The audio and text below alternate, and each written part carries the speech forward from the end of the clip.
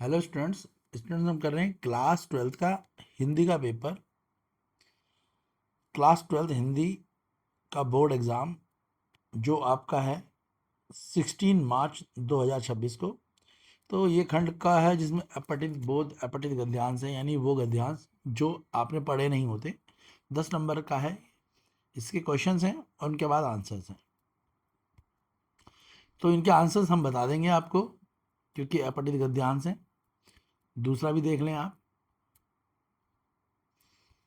ठीक है। ये इनके क्वेश्चंस हैं और इन क्वेश्चंस के आपको आंसर देने होते हैं। गद्यांश पढ़ के हमने पढ़ रखा है तो हम उसके डायरेक्ट आंसर दे देंगे।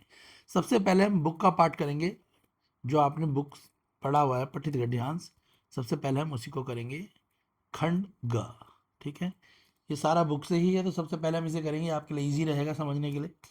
तो ये क्या है, पठित गद्यांश है, दे रखा है, आपने पढ़ा हुआ है, ठीक है।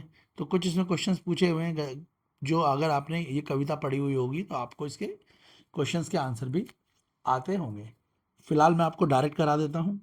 ये हिंदी का पेपर है, क्लास ट्वेल्थ का बोर्ड एग्जाम 2026 की प्रिपरेशन है, ठीक है। चलिए रिपीट कर लेते हैं क्वेश्चन। तो फर्स्ट क्वेश्चन पूछा हुआ है आपसे। फर्स्ट क्वेश्चन में, कवि द्वारा स्वयं को भाग्यहीन कहने का कारण नहीं हो सकता, तो इनमें से कौन सा ऐसा कारण है जो जिसके कारण कवि अपने आप को भाग्यहीन नहीं समझता।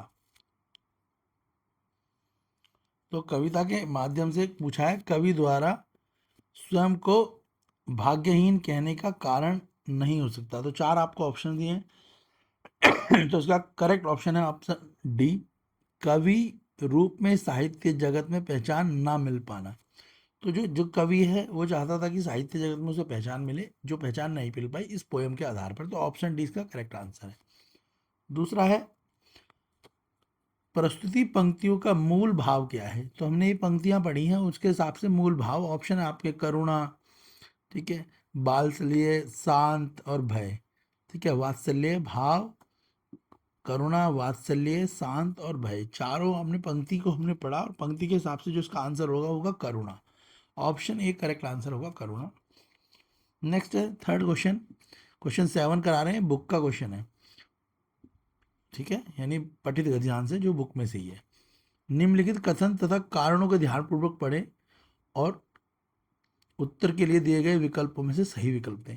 तो कथन है, कवि अपने कवि कर्म पर वज्रपात होने की कामना कर रहा है, और कारण है कवि कर्म में लीन रहने के कारण ही वह पितृधर्म का पालन नहीं कर सकता। तो जो हमने कविता पढ़ी उसके अनुसार इसका आंसर होगा ऑप्शन सी, कथन सही है और कारण उसकी उचित व्याख्या कर रहा है, ऑप्शन सी। यानी दोनों जो कथन और कारण है आपस में एक दूसरे से जुड़े हुए हैं और सही व्याख्या कर रहे हैं, ऑप्शन सी इसका करेक्ट आंसर है। क्वेश्चन फोर्थ है, कवि अपने सभी कार्यों को भ्रष्ट होने की तुलना किससे कर रहा है। तो क्वेश्चन फोर्थ है, इसमें कवि ने तुलना करी है। तो जो कवि की तुलना है वो किससे कर रहा है कवि, तो कवि अपनी तुलना कर रहा है अतिशय बारिश में नष्ट हो चुके कमलों से। उसके अलावा कवि जो तुलना कर रहा है वो कर रहा है सदी के प्रकोप में खतरा हो चुके कमलों से। तो इसमें फर्स्ट और सेकंड ये दोनों ए बी, यानी इसका ऑप्शन बी करेक्ट होगा, जिसमें फर्स्ट और सेकंड दोनों होंगे। क्लियर है। क्वेश्चन फिफ्थ, उपयुक्त काव्यांश के आधार पर शोक पिता किस मनोभाव से घिरा हुआ दिखता है। तो ये ऑप्शन दे रखें। तो जो क्वेश्चन फिफ्थ है, तो क्वेश्चन फिफ्थ में, ठीक है, क्वेश्चन फिफ्थ में क्या है, क्वेश्चन फिफ्थ का करेक्ट आंसर होगा आपका ऑप्शन बी, वह अपने सभी अच्छे कर्मों को पुत्री के लिए अर्पित कर रहा है और कवि कर्म पर वज्रपात से होती ऐसी कामना कर रहा है। तो ऑप्शन बी करेक्ट आंसर है इसका, क्वेश्चन फिफ्थ का। क्वेश्चन एट्थ, काव्य खंड पर आधारित निम्नलिखित 3 प्रश्नों में से 2 प्रश्नों के उत्तर दो। तो ये 3 आपके पर्सन है, 2 मार्क्स ईच है, इनके आपको उत्तर देने हैं। ये अभी हम बताएंगे कैसे करना है। यह क्वेश्चन 6, इसमें काव्यांश दिया हुआ है, इसकी व्याख्या के हिसाब से क्वेश्चंस जो पूछे हुए हैं, ये दूसरा काव्यांश भी है, इसके क्वेश्चन फिफ्थ भी है, सारे लॉन्ग क्वेश्चंस हैं।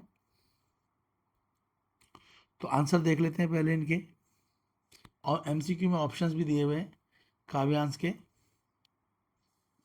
तो ये कुछ ऑप्शंस के साथ क्वेश्चन के आंसर है, तो देख लो। पहला है सींग निकलने से क्या आशय है, तो सबको पता है सींग निकलने का मतलब होता है विरोध करना, ऑप्शन बी करेक्ट आंसर होगा।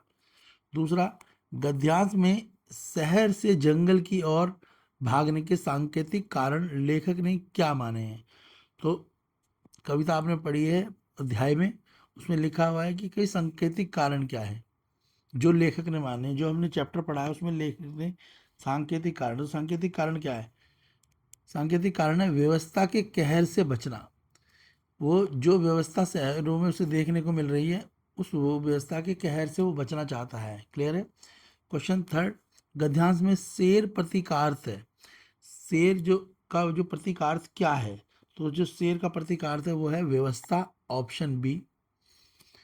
क्वेश्चन फोर्थ, जानवर शेर के मुंह में क्यों चले जा रहे हैं? इसका आंसर है किसी ना किसी प्रलोभन के कारण। सभी लोग किसी ना किसी लालच के कारण क्या है, जा रहे हैं। यहाँ पे ऑप्शन बी करेक्ट आंसर है। क्वेश्चन फिफ्थ, निम्नलिखित कथन तथा कारणों के ध्यानपूर्वक पढ़िए तथा उत्तर में दिए गए विकल्प। तो ये कथन है आपका, जंगल के छोटे छोटे जानवर शेर के मुंह में घुसते चले जा रहे हैं, और कारण है शेर अहिंसावादी, न्यायप्रिय और बुद्ध का अवतार है। ठीक है, यहाँ पे आपको विकल्प दे दिए। तो इसका जो सही आंसर है वो है ऑप्शन सी, कथन सही है, कारण और कथन की सही व्याख्या नहीं है, मतलब व्याख्या सही नहीं है, ऑप्शन सी करेक्ट आंसर है। इसके बाद है क्वेश्चन 11, गदखंड के आधार पर निम्नलिखित 3 प्रश्न ध्यानपूर्वक पढ़ने, 2 नंबर का है, कोई सी 2 क्वेश्चनों का आंसर दे रहे हैं। इसके बाद क्वेश्चन 12 है आपका। चलिए हम देख लेते हैं फटाफट, इन क्वेश्चनों का आंसर भी हम देख लेते हैं और व्याकरण का पार्ट भी देख लेते हैं। सभी जो बुक के क्वेश्चन हैं 1 मार्क्स 2 मार्क्स के, आप क्वेश्चन देख लीजिए, खंड ख के क्वेश्चन हैं। अब इनके आंसर भी हम फटाफट देख रहे हैं।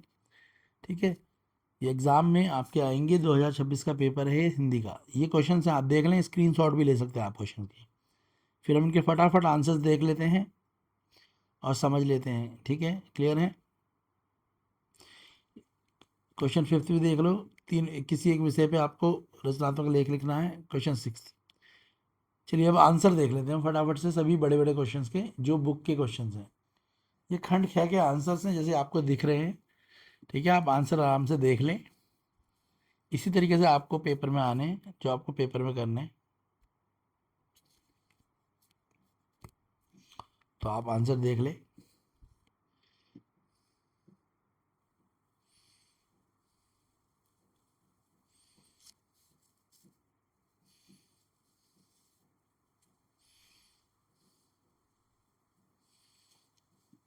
स्क्रीनशॉट भी ले सकते हैं आप। ये 2 मार्क्स वाले क्वेश्चन हैं, पॉइंट वाइज इनके आंसर भी हैं।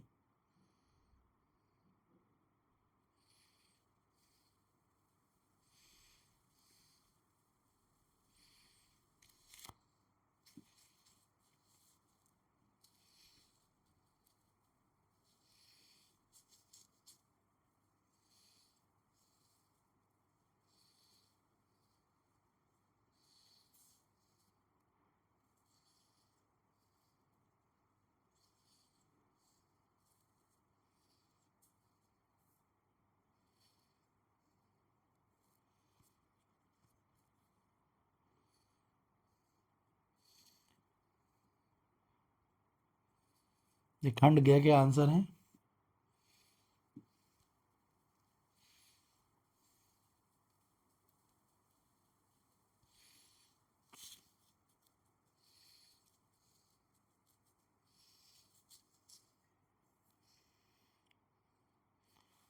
क्वेश्चन 11 से सारे बड़े क्वेश्चंस।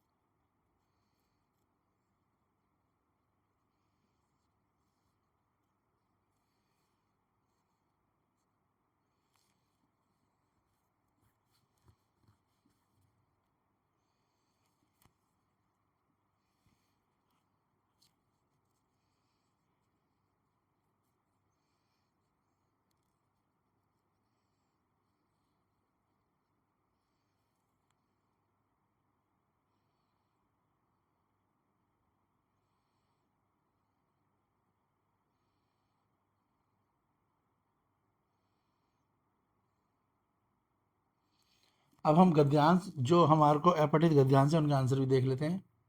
खंड क में जो अपठित गद्यांश थे ये उनके आंसर्स हैं, आप देख लो किस तरीके से हमने आंसर लिखे हैं, आपको पता लग जाएगा। इसी तरीके से आपको अपठित गद्यांशों का आंसर भी लिखना है। 10 नंबर का आता है ये, जिसमें 4 क्वेश्चन 1-1 नंबर के और फिर 2-2 नंबर के आते हैं।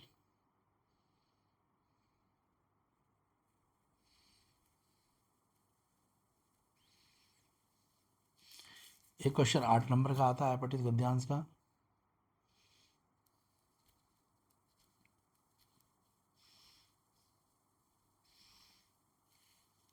खंड क्या है हम कर चुके हैं, क्लियर है।